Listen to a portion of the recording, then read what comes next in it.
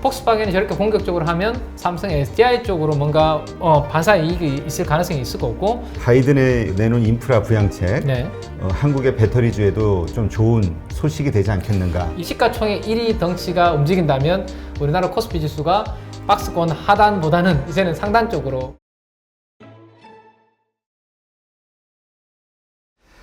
그러면 네. 지금 시장에서 또 화제가 되고 있는 파트가 이제 그 LG전자잖아요. 그렇죠. LG전자 예. 뭐 전장 사업에 대한 기대감, 마그나 뭐 이런 쪽의 이슈 가지고 확 올라가고 있는데 네. 이게 이제 그 우리 그 휴대폰 사업부 이게 이제 결정이 되는 날이 이제 곧 다가오죠. 네.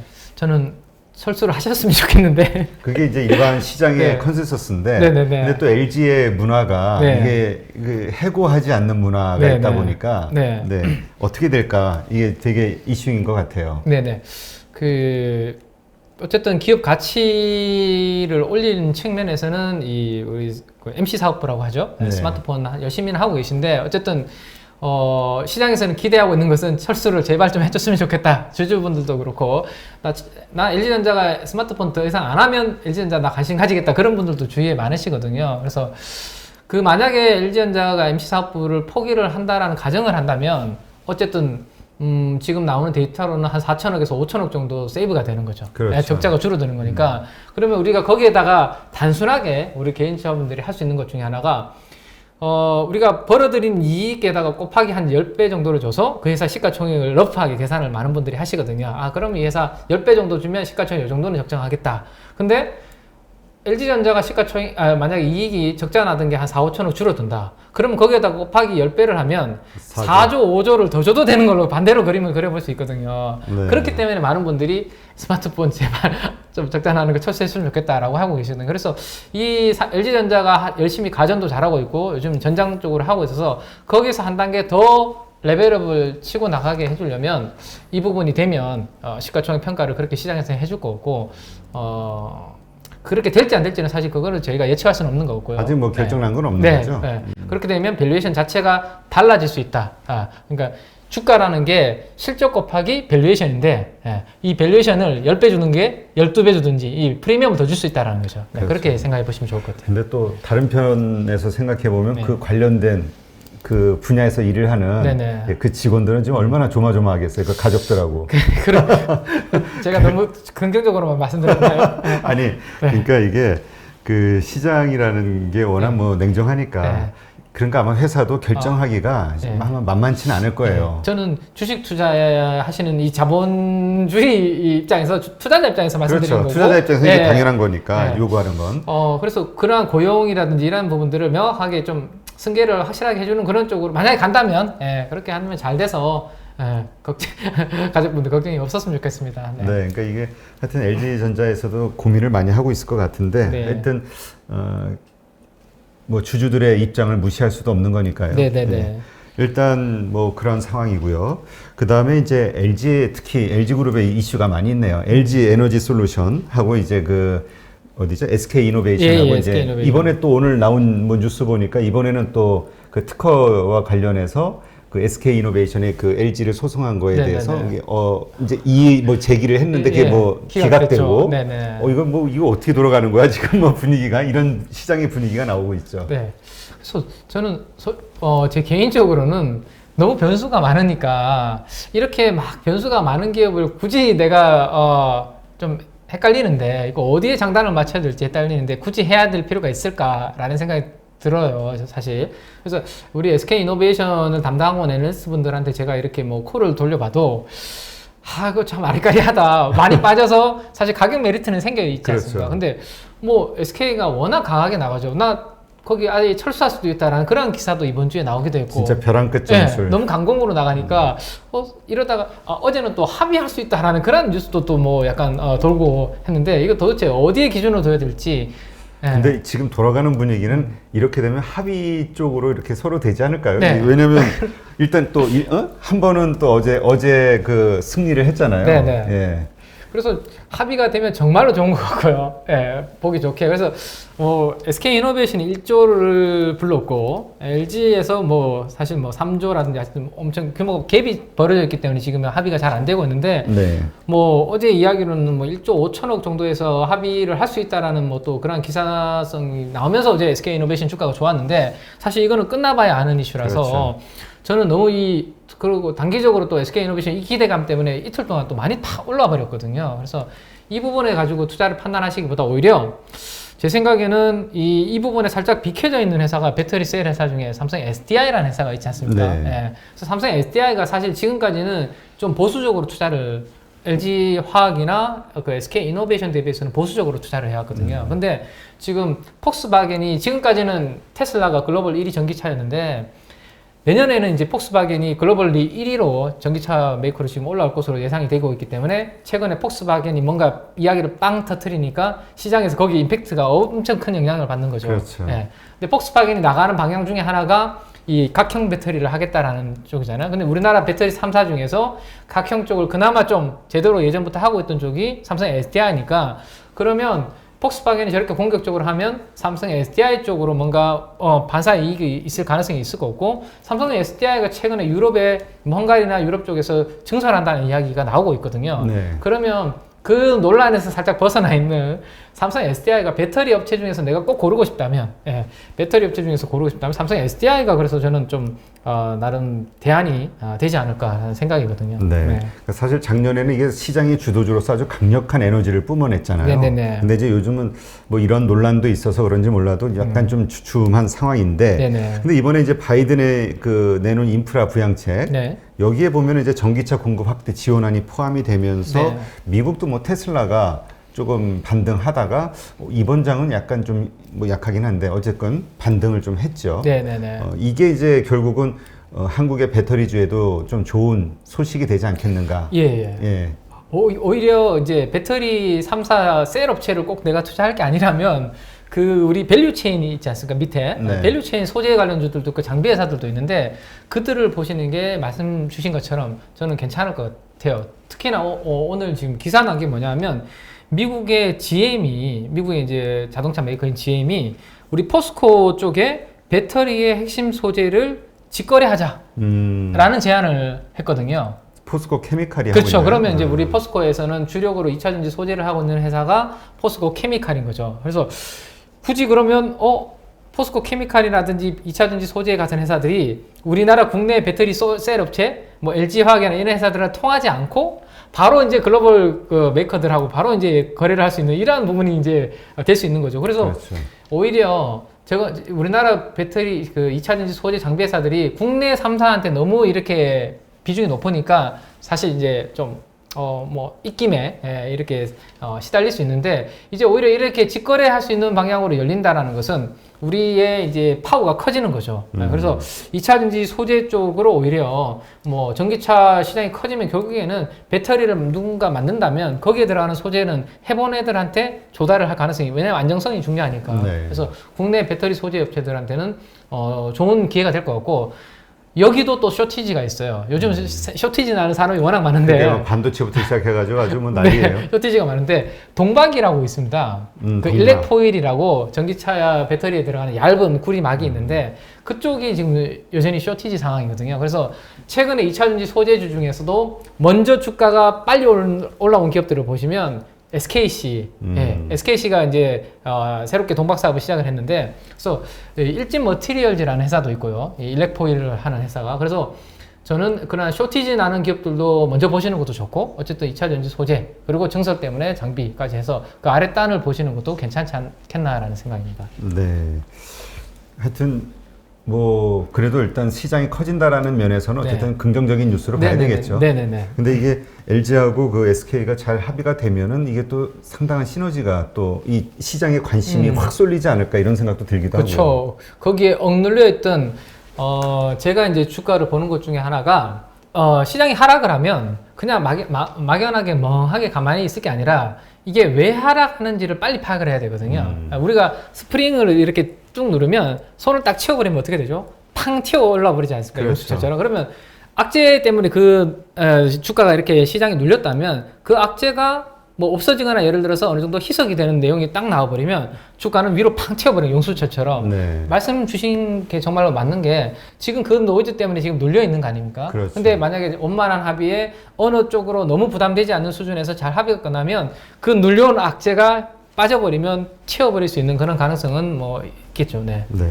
하여튼 지금 돌아가는 상황이 한쪽에 일방적으로 이렇게 쏠리고 있으면 이게 합의가 참 쉽지 않을 것 같은데 네네네. 양쪽이 약간 우리 속된 말로 쫄리는 상황으로 약간 가는 분위기가 나오는 것 네. 같아서 약간 기대감이 생기긴 하는데. 아, 근데 저도 이거 계속 체크를 하고 있는데 사실 지난번에 이제 우리 국무총리께서 네. 좀 약간 이렇게 했잖아요. 이렇게 네.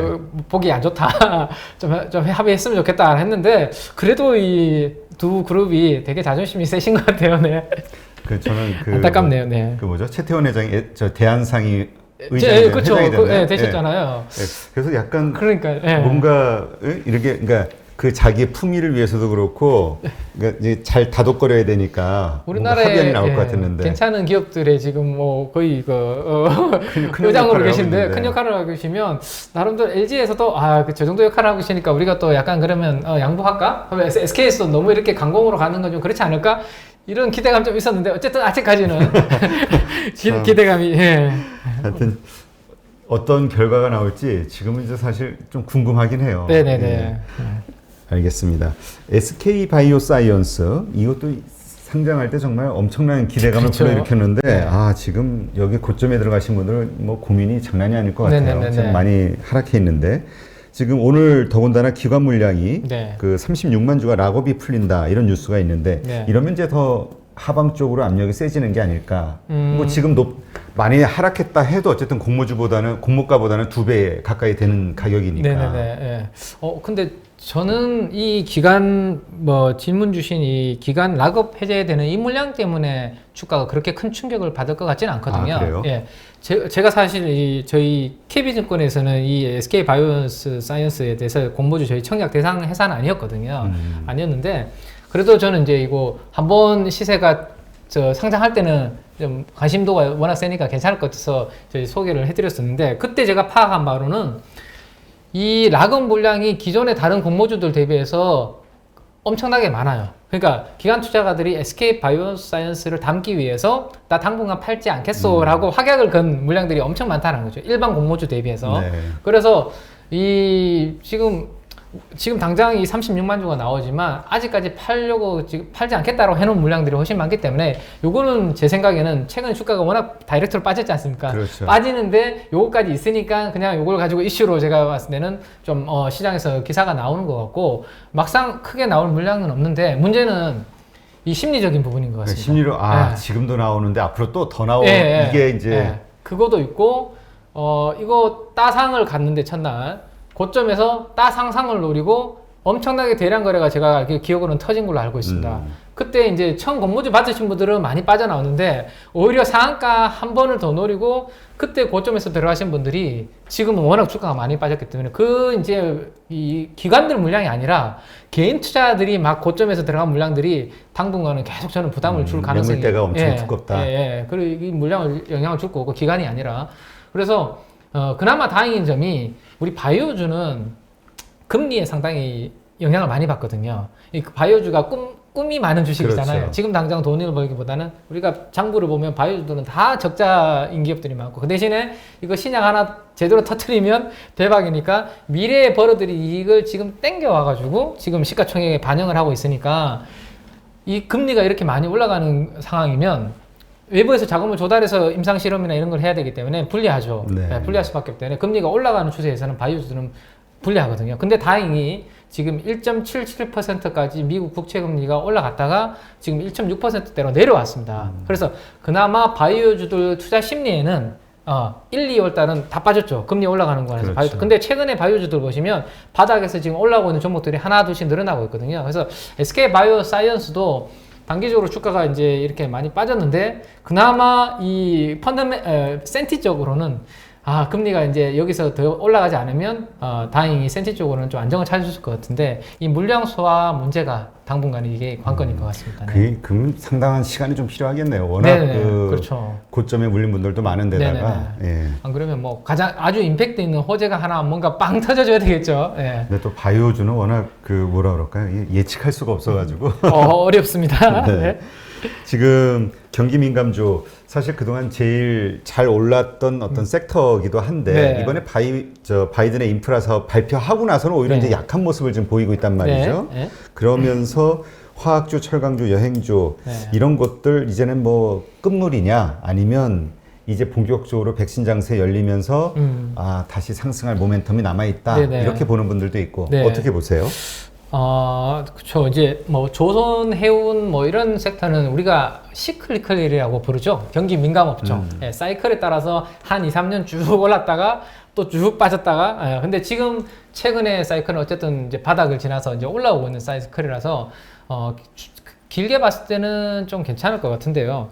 단기로는 뭐 특히 해운주들 많이 올랐죠. 많이 올랐죠. 예, 특히 뭐 HMM이라고 하는 이제 회사가 지금 많이 올랐는데 오늘 제가 체크한 기사가 뭐냐면 해외 이제 유명 글로벌 선사 중에 MSC라는 회사가 있습니다. 그 회사가 중국의 그 중국 조선사한테 컨테이너선을 20척을 발주를 한다. 그런 기사가 나왔거든요. 자, 그러면 우리가 이제 배를 건조하는데 시간이 얼마 정도 걸리냐면 하루 이틀 만에 배가 만들어지지 않죠. 그렇죠. 몇 년 걸리죠. 몇 년 걸리죠. 최소 2년 정도 걸리지 않습니까? 그러면 2년 뒤면 앞으로 지금 예를 들어서 컨테이너선 20척 이거 발주된 게 앞으로 이제 바다에 떠서 돌아다니게 되죠. 네. 그러면 지금 분위기가 해운 운임이 뭐 코로나 이후로 선주들이 겁이 나서 아무도 배를 발주를 안 했어요. 그러다 보니까 갑자기 코로나 팬데믹에서 돈 많이 이렇게 뿌리고 수요가 늘어나니까 불동량이 늘어나니까 운임은 너무 높아지고 이렇게 하니까 이제 배가 이제는 발주가 안 나올 수가 없는 거죠. 그렇죠. 근데 지금 배 발주 시작하면 2년 뒤에 나오기 때문에 앞으로 공급이 늘어나서 운임은 꺾일 수 있다라는 부분이 이제는 생기기 시작한다라는 거죠. 그래서 그 부분을 해운주 투자하시는 분들은 반드시 좀 기억을 하셔야 될 것 같아요. 대신에 조선주들은 좀 다른 거죠.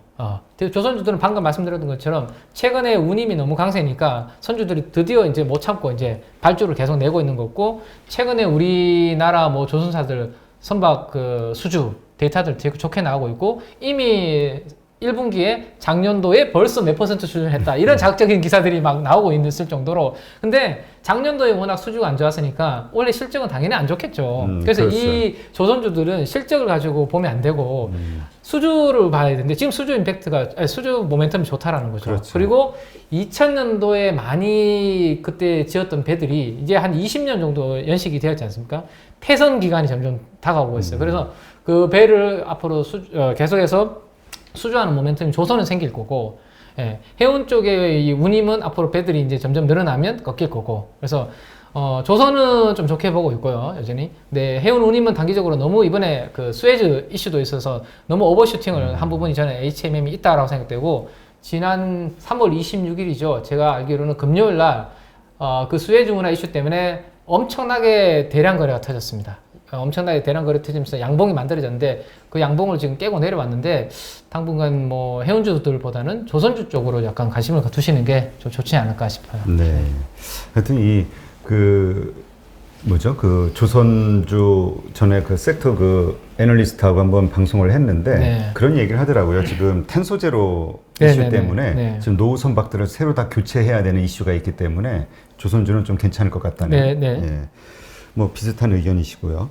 자, 그러면 이제 마지막으로 이제 우리 4월 이제 시작이 됐잖아요. 네. 오늘 뭐 3,100선을 돌파하면서 네. 좋은 분위기를 보이고 있는데 지금 네. 이제 저희가 지금 촬영하고 있는 시간이 이제 지금 몇 시죠? 12시 좀 넘었죠? 12시 40분 정도 됐습니다. 예, 12시 40분 정도 네네. 돼서 마감이 어떻게 될지는 모르겠으나 하여튼 지금까지는 되게 분위기가 좋단 말이죠. 네. 4월 어떻게 우리가 대응 전략을 가지고 가는 게 좋을까요? 네.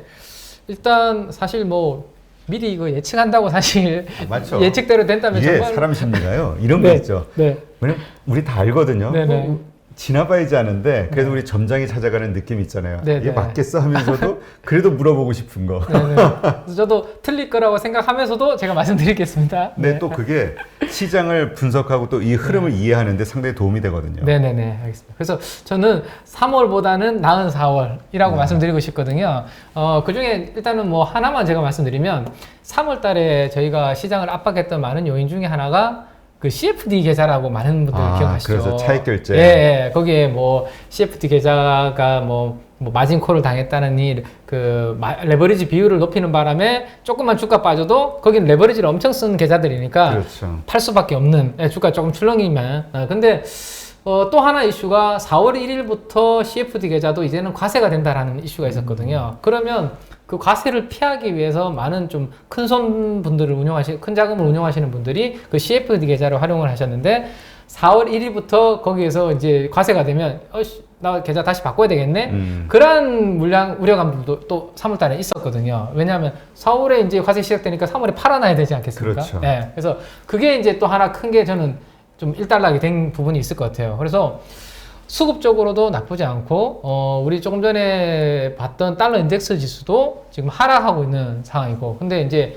저 추이만 계속해서 하락해 준다면 외국인들이 샀다 팔았다를 반복을 하고 있는데 꾸준히 좀 4월 달에 매수가 꾸준히 들어와 준다면 결국에는 코스닥의 개별 종목을 외국인들은 사지는 않거든요. 그렇죠. 예, 누구나 우리가 다 아는, 당연히 삼성전자, 하이닉스, 뭐 현대차, 시가총액 상위 종목들을 당연히 외국인들이 사고 반대로 팔 때도 그들을 팔고 나가겠죠. 네. 그래서 달러가 이제 바이든 인프라 정책으로 엄청나게 돈을 찍어내는 기대감에 조금 꺾여준다면 우리 이머징 쪽으로 외국인들이 이제 한 번씩 이렇게 돌아볼 거고, 그 중에서 그 펀더멘탈이 괜찮은 국가, 글로벌 EPS 추이를 보면 선진국도 좋지만 우리나라 대한민국의 EPS 추이는 계속 지금 좋아지고 있는 상황이거든요. 그리고 오늘 새벽에 발표된 PMI 지수라고 있습니다. 네. PMI 지수, 그 ISM 제조업 지수가 엄청나게 지금 서프라이즈 나온 거 아닙니까? 미국 쪽이요? 네, 미국에. 그 PMI 지수와 가장 우리나라에서 많이 연동되는 주가가 삼성전자의 주가예요. 미국의 ISM 제조업 지수와 삼성전자 주가를 같이 그려서 보면 거의 연동이 같이 되거든요. 하긴 반도체를 원자재로 봐야 된다는 얘기가 원자재, 있으니까. 그래서 그 제조업 경기가 좋아진다는 것은 삼성전자의 반도체가 아주 많이 투입이 된다라는 시그널이 되기 때문에 그 지표랑 삼성전자 주가가 좋아진다. 그러면 오늘 새벽에 발표된 이 ISM 제조업 지수가 엄청 서프라이즈였다면 지금까지 많은 우리 투자자분들이 답답해했던 삼성전자도 서서히 이제는 좋아질 수 있는 그런 구간으로 보셔야 될 것 같으니, 시가총액 1위 덩치가 움직인다면 우리나라 코스피 지수가 박스권 하단보다는 이제는 상단 쪽으로, 이제 저희가 최근에 3,100, 3,150을 박스권으로 움직였는데 거기를 뚫어줄지 안 뚫어줄지는 모르겠지만 어쨌든 트라이 시도는 한번 4월에 나오지 않을까, 한번 조심스럽게 한번 기대해 보겠습니다. 그러니까 좀 일단 긍정적으로 일단 네네네. 스타트는 네네. 4월을 시작한 걸로 이해를 하겠습니다. 네, 오늘 이렇게 좋은 인사이트를 함께 풀어주신 KB증권 프라임센터 민재기 팀장님께 감사드립니다. 수고하셨습니다. 네, 감사합니다.